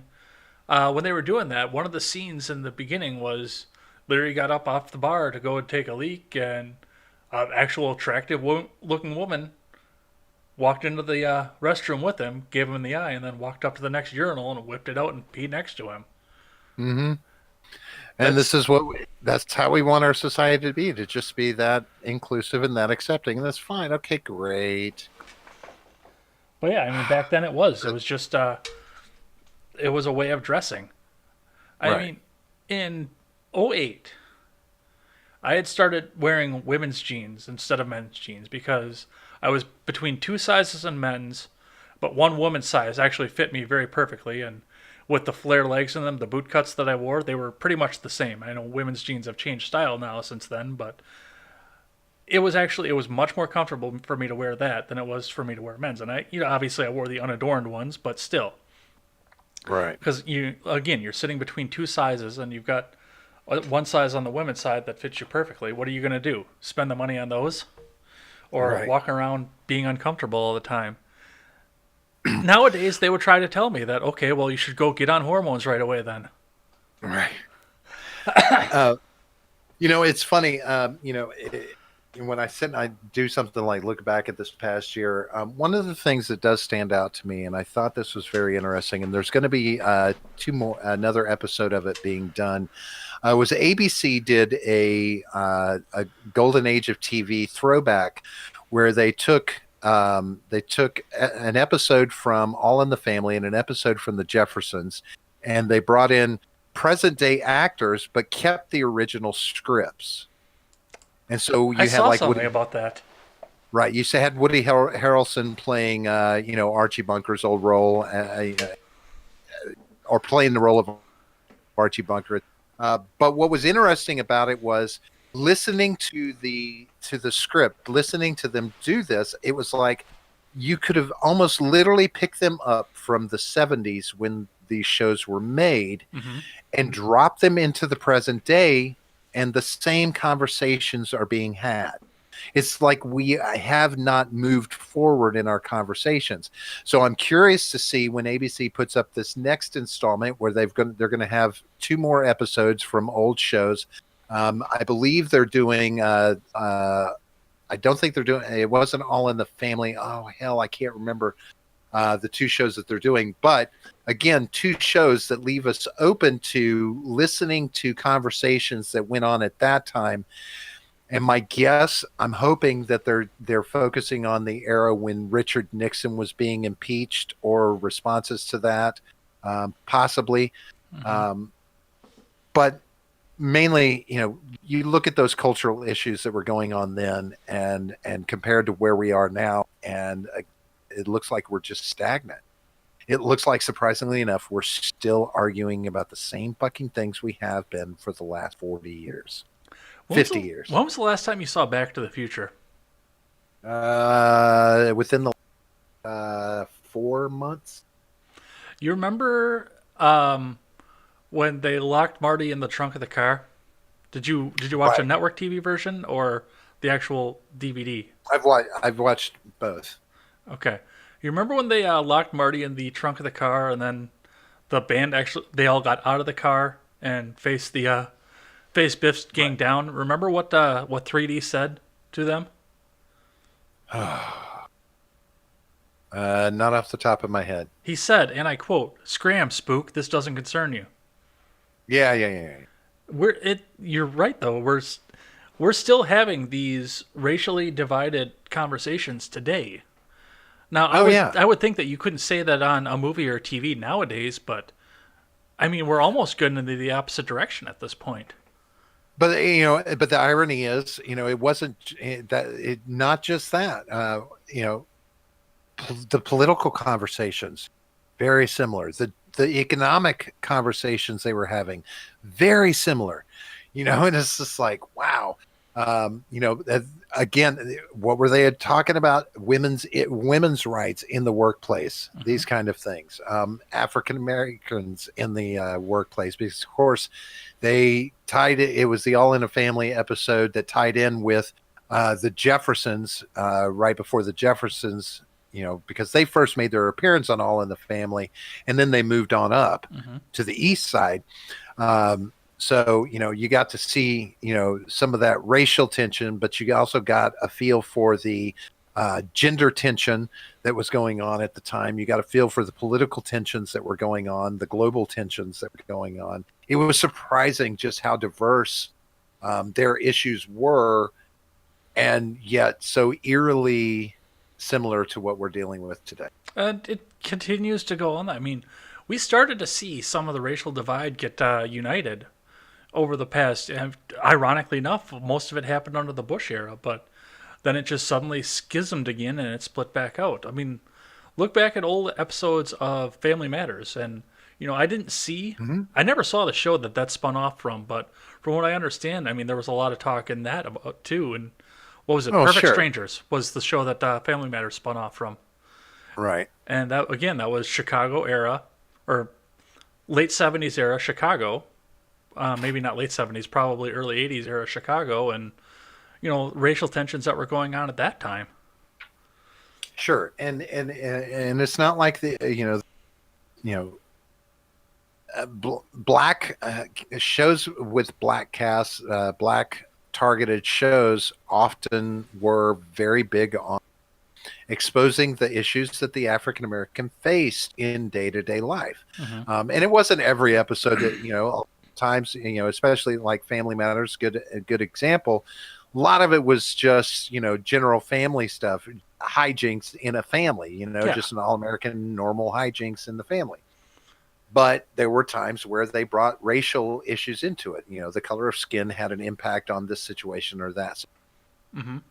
And the sad part is that for all these years, we've been exposing this, this, uh, I guess, what's the word? The bigotry that goes on. And we've all just taken it with a grain of salt now that it's, oh, okay, so this is just how it is. So then it continues to be an issue. And then every time you turn around and ask for some sort of legislation, some sort of amendment, some sort of anything to control this and bring it in line, it just creates boundaries that everyone is constantly watching people color outside of and creating more division on the issue. Stop trying to regulate racism. Stop trying to regulate equality.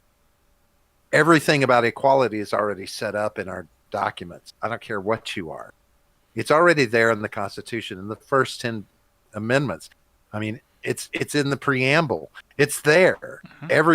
Everyone is protected and everyone is equal as long as you're a citizen of the country. You do something wrong and these rights become privileges that can be taken away from you. Well, and it's the same thing. I mean, I grew up in small town, like really small town America. We discussed this before on your show. I mean, I grew up dairy farming. So I was in the small. I didn't get to see a lot of this, but my parents grew up in Kenosha in the '70s and the late '70s even. And I hear my mom talk about, okay, well, we had race riots going to school. We had this, and it all boiled down to race at the time. Right. And I'm looking around now, and obviously from a small town standpoint, I didn't see any problem with integration, but I never, to be It's completely all honest, I met a handful of people that weren't white until I was 18. yeah. And to be honest with you, nobody really can understand racism Mm-hmm. until you're specifically confronted with it, Mm-hmm. especially like in the environment you grow up in. If Excuse you're me. not faced with it in your community and see the impacts of it, you know, then you don't really understand it. You don't understand how racist you might actually be, or how inclusive you are till you're exposed to it. Um, but that being said, I put it out there, Ed. I'm gonna have to peace out of here in just a couple of minutes because I've got to go grab some dinner before I get on with my that thing I do on Monday. Well, let's ask the question then what we always ask at the end of the show. Then Oh shit! Another question. tell me about a hobby that you have that has nothing to do with work or politics. It could be an album you're picking up. It could be your garden. It could be a video game that you've been playing, or just something that helps you unwind at the end of this year. Um, And because this was Mostly, supposed to be a super show, you could actually ask me back at this point. when it's all said and done, lately I've been just messing around with mobile gaming a lot. Actually, I'm playing around with some music apps. I'm trying to be create my own music for the show, Mm-hmm. as it were. I'm working on doing some stuff with that. That's had a lot of my focus lately, is playing with OBS and trying to get more substantive with what I do in the stream. That's really been taking up some of my hobby time. I want to come into the new year with maybe some fresh ideas and some new takes on how we present the show. And unclutter your screen, Which damn it. don't even no, that's all there intentionally. Everything there is there intentionally. Everything. I mean, you come on my show and you tell Brandon Sullivan that he doesn't deserve to have ghetto lights hanging over John's image in that. You tell him that you Uh, prefer a cleaner screen, and you see what kind of response you. But no, I am looking for something a little more minimalist. I'm going to see if I can't jazz it up a little more tasty. I know we talked a bit about that off mic beforehand. Yeah, I'm going to see if I can't make it, 100% drug free. It's going to be tough, but we'll see. You still do PC gaming, don't you? Some, yes. Check out Stardew Valley. I hear it's got a pretty clean multiplayer option, and I just picked it up today. What is it called again? Stardew Valley. It's an It. unofficial sequel to Harvest Moon from the Super Nintendo from I wonder if it 1994. I wonder if it cross platforms with the Stardew Valley that's on mobile. Well, it is the same game. It's just I don't know how mobile works because I've never played it. I just picked it up for PC today, and I messed around with it a Yeah, little bit. they're starting they're starting to do a lot more cross-platform stuff with these mobile games. So yeah, I might check it out. Yeah. Lately, I've just been playing mind-numbing stuff. And whenever I play on my mobile games, nothing's really drawn me in. I did find myself. It's called Polytopia. It's a nice little mobile game that's very much like kind of an Age of Empires / Civilization type game, which is not bad. It's a nice little game. It's fun to play. Uh, you know, yeah, but nothing else exciting. Other than trying to maintain this household, this wildlife habitat. It's a little slow right now during the winter month. My ping started flowering. Did it? Yeah, one of So them did. what have you been hobbying with it? Well, like I said, I picked up Stardew Valley today. I tuned my guitar while we were doing the Freedom Scoop, or not the Freedom Scoop, but your charity stream. I tuned my guitar that night, and I've been playing around with that just a little bit.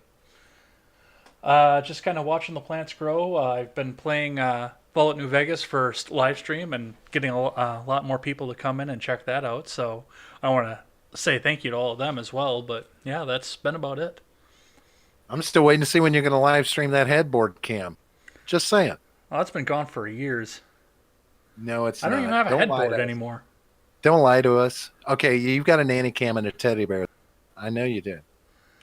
All right. Well, I want to thank everybody who came in and chat. Spartan Subhuman, thanks for coming in. Ron Helton, Harvey McLeod, Stephen Ignoramus. Thanks for popping in and having the conversation with us and keeping the show moving as well. Spartan, I do want to have you translate what you started out with because I'm genuinely curious what happened there. I want to remind everyone again, if you're just tuning in now, that if you missed the show, you can go ahead and check us out on YouTube on demand or BitChute on demand, or you can check us out on the audio platforms. I'm actually going to get those up tonight so that people can take them with them while they're take us with them while they're doing their holiday traveling. So go ahead and check that out. And if you're on iTunes, leave us that 5-star rating and a good review. So check us out there. Please keep my last name secret. I'm not sure what you mean, so we'll go out of there. Lastly, what we always say on this show is never take the words of bloggers, podcasters, or journalists as gospel. Find all the facts and draw your own conclusion. Thank you, everybody who's tuned in over this past year for a great 2019, and we will see you back in 2020. Robert, since you're the only one who showed up, you have last word. Sweet. Well, appreciate you having me on, Ed.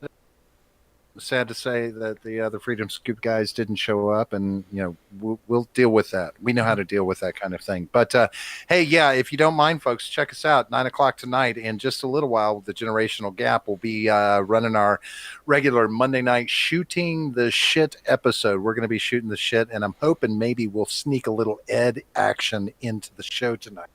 But don't tell anybody I said that. Hey, John, just let me know that he's available. Well, I'm going to go ahead and cut everything off except for Twitch. So those of you on DLive, YouTube, and Facebook and Periscope, thanks for watching. We'll see you next time. If you're on Twitch, stick with us here. We're going to go and raid somebody. So take care, everyone. Have a good Christmas. Peace out, everyone. All right. And Robert, I know you're having to set up here, so if you want a piece while I'm finding someone on Twitch, cool. Thank you for popping by. And yeah, I gotta go piss my pants. So take care.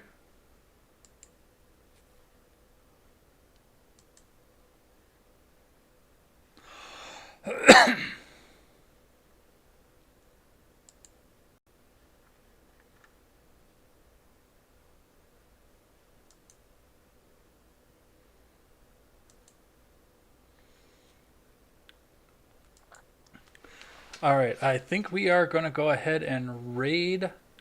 Looks like I've got. I think we are going to go. I got an echo going on here. Looks like I've got a 12-hour charity stream going on from a woman that I was watching earlier on today from Britain. So we're going to go check her out. So.